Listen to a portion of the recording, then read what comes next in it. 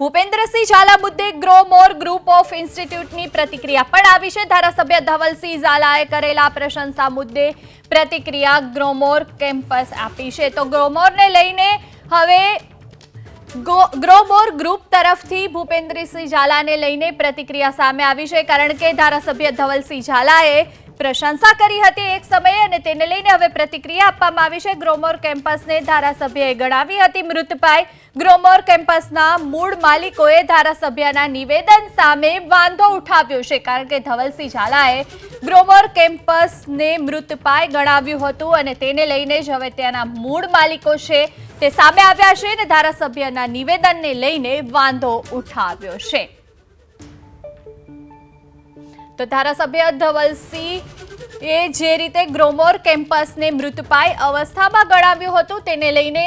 ગ્રોમોર કેમ્પસના માલિકો છે તેમણે વાંધો ઉઠાવ્યો છે અને તેમણે કહ્યું છે કે અમારી સંસ્થા મૃતપાય અવસ્થામાં નથી। ધારાસભ્ય આ પ્રકારનું નિવેદન ના આપી શકે।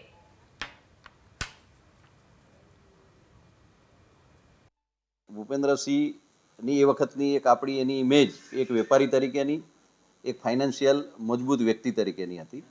એટલે એની સાથે ડીલ માટે આપણે એટલે જ આગળ વધ્યા એક કમિટમેન્ટ સાથે કે એમનું એક વિઝન હતું કે ભાઈ હું ગ્રોમોરને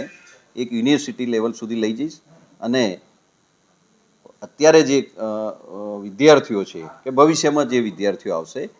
એનું ભવિષ્ય હું ઉજળું બનાવીશ। એ ઉદ્દેશ સાથે જ અમે એની સાથે એ ડીલ કરી 81 કરોડ અને 50 લાખની અંદર અમે આ ડીલ ફાઇનલ કરેલી હતી। પહેલો હપ્તો 26 કરોડનો એને 1 થી 1.5 મહિનાની અંદર ચૂક્યો। મે મહિનાની અંદર બીજા 26 કરોડનો જે હપ્તો એ અમને ચૂકવી ન શક્યો અને સ્ટીલ ટુડે આજ સુધી એ હપ્તો અમને ન ચૂકવી શક્યો। એ સમયગાળા દરમિયાન અમે અનેકવિધ પ્રયત્નો એને મળવાના કરેલા, પણ હવે કોઈ સમયગાળા દરમિયાન એ મળે ક્યારેક ન મળે, એમનાથી વાત થાય ન થાય એવા ઘણા વિષયો આવ્યા, પણ એ સમયે પણ અમે એના અગેન્સ્ટ કોઈ એક્શન મોડમાં એટલા માટે ન ગયા કે આ એક શૈક્ષણિક સંસ્થા છે, વિદ્યાર્થીઓના ભવિષ્ય સાથેની સંસ્થા જોડાયેલી હોય એ વખતે અમે કોઈ એક્શન લઈએ તો એની અસર સીધી જ વિદ્યાર્થીઓ ઉપર પડે એવું અમારે નહોતું કરવું। અને 5 મહિનાના સમયગાળા દરમિયાન આ 31 એકરની આગળની જે જમીન છે જે મૂળ અમારા જોડે જ છે, અમારા નામે જ છે, એટલે આ જગ્યા ઉપર જ અમે બેસીને ભૂપેન્દ્રસિંહ સાથે ચોખવટ કરી કે ભાઈ હવે આ ડીલમાં તમારાથી આગળ વધી શકાય એવું ન હોય તો મૂળ સંસ્થા કે જે ટ્રસ્ટ છે કે જે ચેન્જ ઓફ મેનેજમેન્ટથી તમે એન્ટર થયા છો એને આપ રન કરો, અમારી આગળની આ પ્રોપર્ટી છે એ આજથી અમે અહીં બેસીએ છીએ। એટલે એમાં જો કે એમને કોઈ બીજો વાંધો ન હોય અને સ્વાભાવિક રીતે એમને એક કમિટમેન્ટના આધારે અમે આગળ વધ્યા કે ભાઈ હું નજીકના સમયમાં તમને બાકીની રકમ ચૂકતે કરીશ। પણ એ પણ દિવાળી પહેલાંનો વાયદો અને દિવાળી પછીનો એટલે ઓક્ટોબર પહેલાંનો અને ઓક્ટોબર પછીનો પણ જે વાયદો હતો એ ચૂકવી ન શક્યા અમને। અને સમય સાથે CID ક્રાઇમની ટીમ આવી અને આ બધા વિષયો અમારી સામે આવ્યા એટલે અમને પણ એક સ્વાભાવિક ચિંતા આજે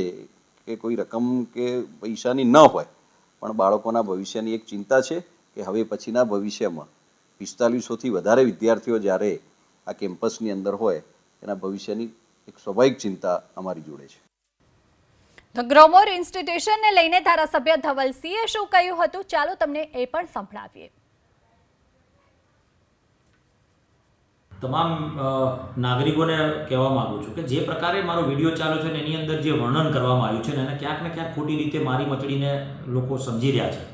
અને બતાવી રહ્યા છે ક્યાંક, તો એવા સંજોગોની અંદર સ્પષ્ટીકરણ સાથે કહેવા માગું છું કે એમાં મેં એ સંસ્થાના ગ્રોથની વાત કરી છે કે જે સંસ્થાની અંદર 1 થી વધારે 2 થી વધીને 3 કે 4 એટલે 5000થી લઈ અને એનું સ્પષ્ટીકરણ પણ એ જ વિડીયોમાં કીધું છે કે 5000થી લઈને 25000 કે 50000 સુધીની સંખ્યા વધે એવા ગ્રોથ અને વિશ્વાસ અપાવવાનું કામ કર્યું છે અને એજ્યુકેશન નો વ્યક્તિ છું એટલે સ્વાભાવિક છે કે આ શૈક્ષણિક સંસ્થા સાથે જોડાયેલો છું એટલે વિશ્વાસ અપાઈ અને ગ્રોથ થાય સંસ્થાનો તેના માટેની ચર્ચા કરી છે, નહીં કે બીજી કોઈ આ વાતને બીજી રીતે કોઈએ લેવી નહીં એવી મારી તમામ લોકોને વિનંતી છે।